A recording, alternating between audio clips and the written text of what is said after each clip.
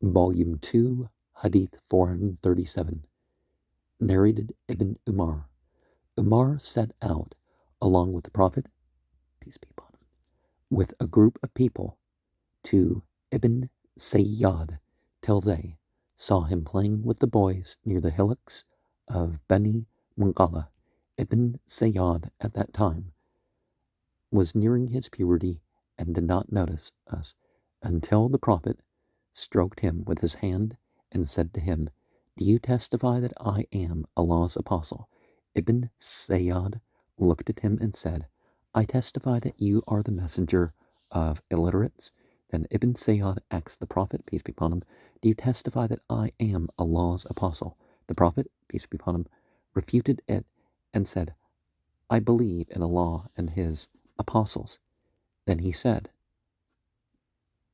to Ibn Sayyad, "What do you think?" Ibn Sayyad answered, "True people and liars visit me." The Prophet said, "You have been confused as to this matter." Then the Prophet said to him, "I have kept something in my mind for you. Can you tell me that?" Ibn Sayyad said, "It is al-duq, the smoke." The Prophet said, "Let you be in ignominy. You cannot cross your limits." On that, Umar said, "O Allah's apostle, allow me to chop his head off." The Prophet, peace be upon him, said, "If he is a Dajjal, then you cannot overpower him, and if he is not, then there is no use of murdering him." Ibn Umar added, "Later on, Allah's apostle, peace be upon him, once again went along with Ubay bin Ka'ab to the date palm trees garden where Ibn Sayyad was staying. The Prophet, peace be upon him, wanted to hear something from Ibn Sayyad before Ibn Sayyad could see him, and the Prophet, peace be upon him, saw him lying covered with a sheet, and from where his murmurs were heard. Ibn Sayyad's mother saw Allah's apostle while he was hiding himself behind the trunks of the date palm trees.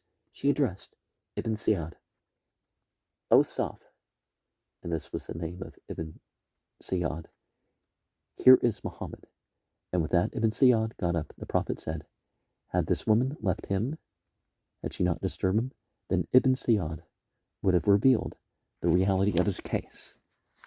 Now, there was a few false prophets during the time of Prophet Muhammad, and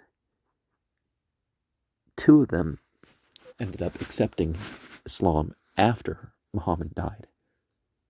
But we see that even people, I'm going to say it differently, and that people with different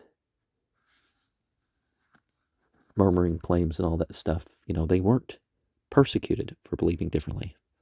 They were told, "Hey, this is not right here," but but you'll notice, Umar, for example, was one of those ones that added and increased punishments to what was revealed and inspired to Prophet Muhammad. But, he wasn't allowed to carry out this stuff during the life of Muhammad.